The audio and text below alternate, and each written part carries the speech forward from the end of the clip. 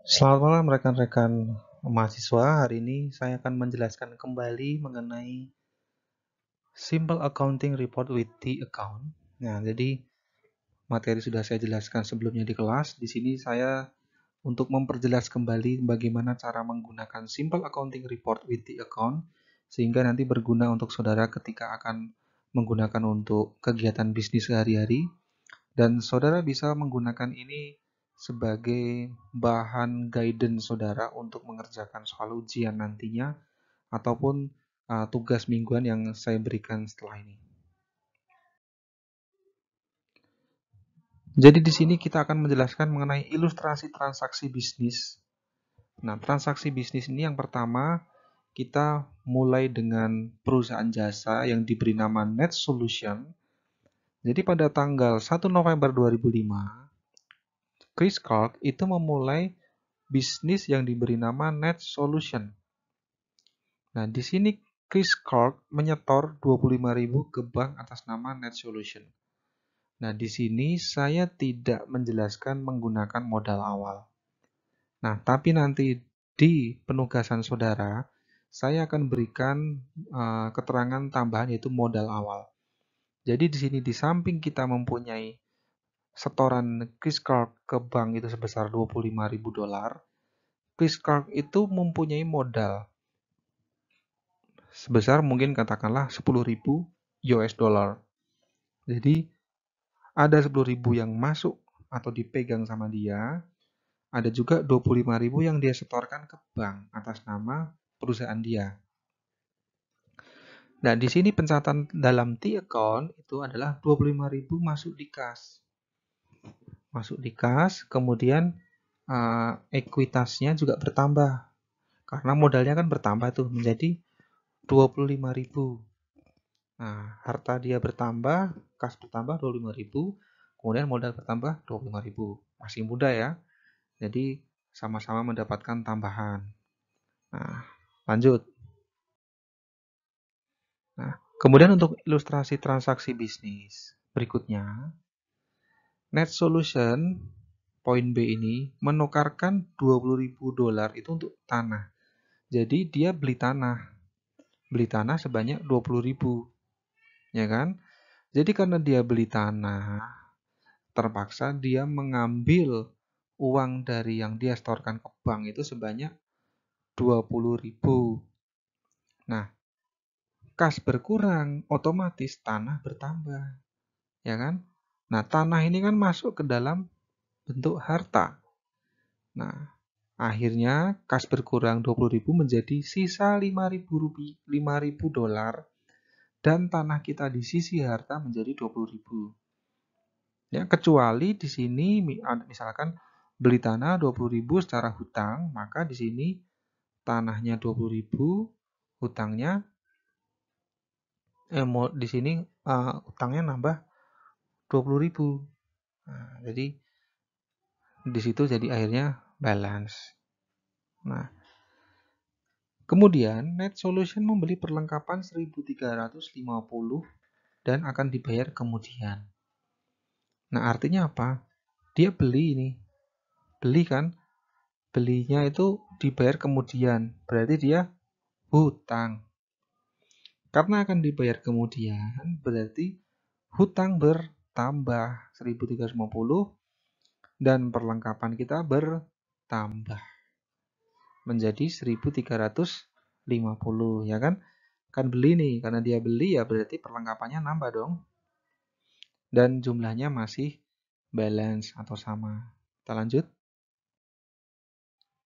Kemudian, Net Solution menyelenggarakan jasa pada pelanggannya dengan imbalan 7.500 dan diterima tunai. Artinya dia itu mulai mendapatkan pelanggan. Nah, kebetulan dibayarnya tunai. Nah, karena dibayar tunai, berarti 7.500 langsung masuk ke kas kita.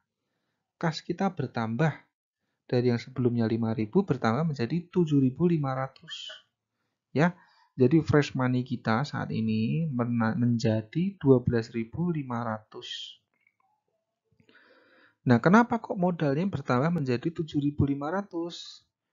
Nah, seperti yang saya jelaskan sebelumnya, modal bertambah 7.500 ini karena adanya goodwill yang bertambah. Jadi semacam modal yang tidak yang kasat mata, effort lah.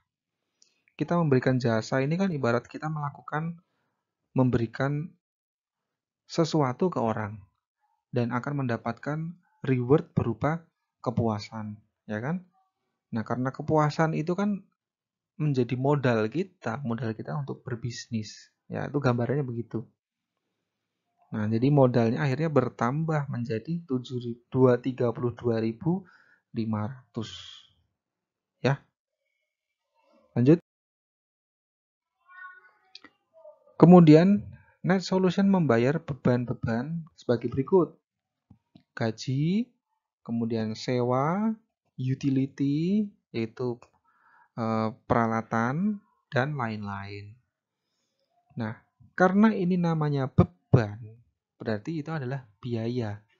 Dan karena biaya, otomatis langsung mengurangi kas kita. Kas kita berkurang nih. Nah, karena kas kita berkurang, modal kita juga berkurang. Loh kok tidak ada yang bertambah, Pak? Bertambah ada di mana? Orang ini kita bayar gaji, bayar sewa, bayar peralatan. Peralatan itu yang katakanlah yang mungkin kita sebelumnya punya utang kali. Kita beli peralatan nih ibaratnya.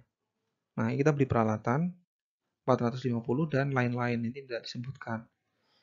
Nah, karena sifatnya ini beli dan itu menggunakan kas kita, berarti secara tidak langsung mengurangi kas dan modal. Nah, ini T-account-nya seperti itu. Lanjut. Kemudian, Net Solution membayar 950 kepada kreditor. Artinya dia itu melunasi utang, mencicil gitu loh ibaratnya. Karena dia membayar, lagi-lagi mengurangi kas kita. Langsung saudara kurangi. Langsung berkurang kan? Kemudian hutang kita juga berkurang. Ya kan? Kan dibayar. Ya kalau dibayar harusnya berkurang, masa bertambah? Nah, makanya hutang kita sisa $400. Jadi pasifa kita dan aktiva kita nilainya masih balance. Nah, pada akhir bulan perlengkapan yang tersisa itu 550. Berarti sudah habis berapa? 800. Nah, yang diperhatikan di sini itu bukan yang tersisa. Ini kan informasi dia. Ada berarti kan? Nah, kata berarti ini garis bawahi. Berarti udah digunakan berapa? 800. Berarti yang dicatat berapa? 800. Perlengkapannya berkurang. Kenapa berkurang? Dipakai, ya kan? Perlengkapan tadi bisa berupa kertas, ATK, kemudian peralatan pendukung kantor, misalkan apa ya? Wardrobe enggak juga sih. Ya mungkin lampu-lampu. Jadi peralatan-peralatan yang mendukung kantor, perlengkapan-perlengkapan. Semacam itulah. Nah, karena juga perlengkapan kita berkurang, berarti modal kita juga berkurang. Lah perlengkapan itu kan modal juga, modal yang kita miliki. Jadi kalau kita buka usaha, kemudian barang-barang pendukung kita ini ya perlengkapan kita, dan perlengkapannya adalah modal kita. Nah, kalau misalkan saudara jualan kopi nih, sisa kopi di persediaan tuh habis, berarti kan modalnya habis, ya kan? Nah, jadi ilustrasinya menggambarkannya seperti itu. Nah, pada akhir bulan, Chris menarik $2.000 untuk keperluan pribadi. Nah, untuk yang Privo ini tadi sudah saya jelaskan. Kalau nanti di kehidupan nyata, saudara disarankan untuk tidak menggunakan Privo. Karena Privo ini sifatnya fata morgana ya. Kita melihat sesuatu itu dari kas kita yang sudah kelihatan nampak 7.900, lalu kita ambil 2.000, jadi kan kesannya kita punya uang nih. Padahal kita nih, ya ini uang perusahaan gitu kan. Ya otomatis karena ini diambil 2.000, akhirnya juga mengurangi modal kita juga.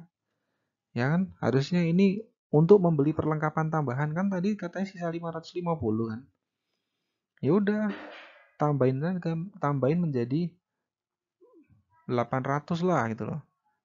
Jadi kita besok tidak akan mengurangi uang di sini lagi untuk membeli perlengkapan. Nah, inilah salahnya pencatatan yang digabungkan antara kepentingan pribadi dengan perusahaan. Nah, akhirnya ini ilustrasinya seperti ini. Ekuitas pemilik itu harta. Harta itu bisa berkurang karena adanya penarikan pemilik atau biaya. Dan bisa bertambah karena ada investasi tambahan dari pemilik. Kita nyetor berapapun atau mendapatkan pendapatan baik itu dari pendapatan jasa ataupun pendapatan dari perdagangan. Nah, selisih di antara keduanya akan ketemu laba bersih. Nah, ini adalah macam-macam laporan keuangannya.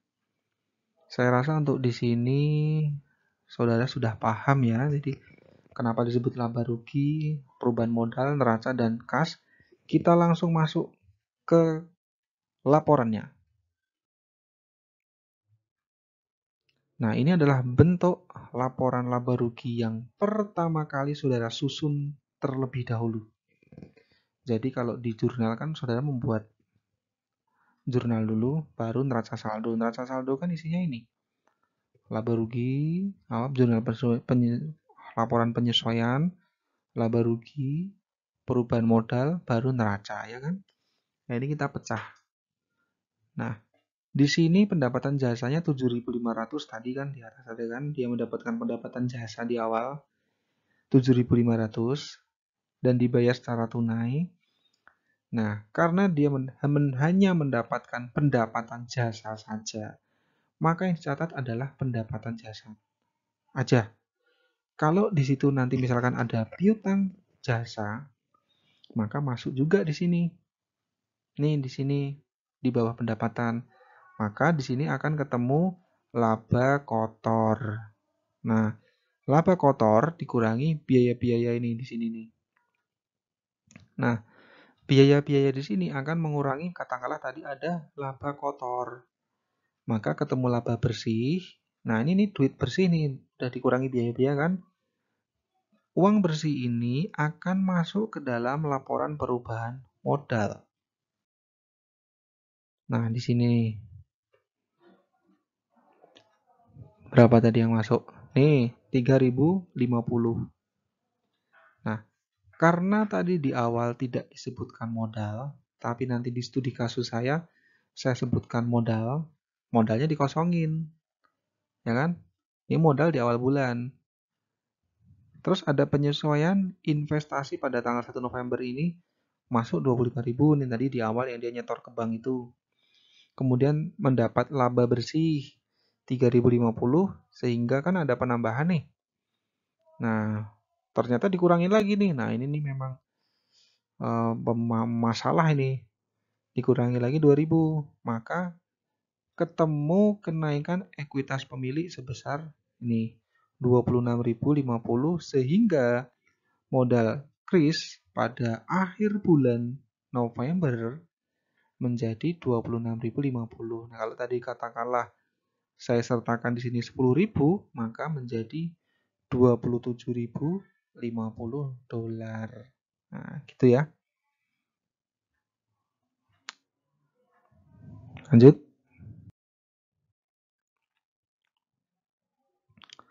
Tadi laporan perubahan modal tadi berapa? 26.050 dolar. Masuk ke sini nih.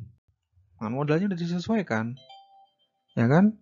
Lalu tadi kan masih terdapat utang dagang sebesar 400 dolar. Nah, berarti kewajiban si ini mendapat 26.450. Aktivanya tinggal dimasukin aja tadi dari account tadi, kas berapa, perlengkapan berapa, tanah, jumlahnya harus sama. Kalau berbeda berarti pada saat input di account kemungkinan saudara salah. Ya. Nah, di sini ketemu laporan arus kas. Jadi laporan arus kas ini adalah cerita dari 3 ilustrasi laporan keuangan tadi. Nah, kas diterima 7.500 dari soal tadi. Kemudian dikurangi pembayaran untuk beban-beban kepada kreditor, dikurangi pembayaran-pembayaran, maka ketemu arus kas bersih dari aktivitas operasi sisa 2.900. Kemudian ada pembayaran kas untuk pembelian tanah, ini catat dulu di sini. Jadi kan beli kan? Kalau beli berarti dikurangi dulu. Kemudian ada kas diterima pada saat dia nyetor ke bank 25.000. Masih dikurangi lagi privenya karena dia ngambil. Maka sisa arus kas bersih dari pendanaan ini kan pendanaan nih, ya kan? Pendanaan di awal. Nah, sisanya 23.000. Nah, jumlahnya ini tambah ini kurangi ini ketemu arus kas bersih akhir bulan 5.900. Nah, ini yang dilihat oleh investor. Nih, sama dengan saldo kas neraca. So, silakan dicek di rewind coba. Hasilnya pasti sama. Nah, ini kita akan menghitung debt to equity ratio, yaitu rasio utang terhadap ekuitas. Jadi, hasil yang dihitung di sini itu mencerminkan kecepatan perusahaan dalam membayar utang jangka pendek maupun panjang. Jadi rumusnya sebagai berikut. Rasio utang sama dengan total kewajiban dibagi total ekuitas. Lihat di sisi pasifa. Kewajibannya berapa, ekuitasnya berapa. Nah, kewajibannya kebetulan tadi 400 dolar dan ekuitas hartanya tadi di neraca 26.050. Ya kan? Ini dilihat begini aja udah enak nih. Mesti bagus. Karena apa? Hutangnya segini, hartanya segini. Artinya kan tidak ada apa-apanya nih. Tapi kita juga perlu pembuktian dari hasil rasio. Nah, ternyata memang benar hasil rasionya 0,015 atau 1,5%. Jadi kalau ini nilainya ini 10, mendekati 10%, maka ini menjadi tidak bagus.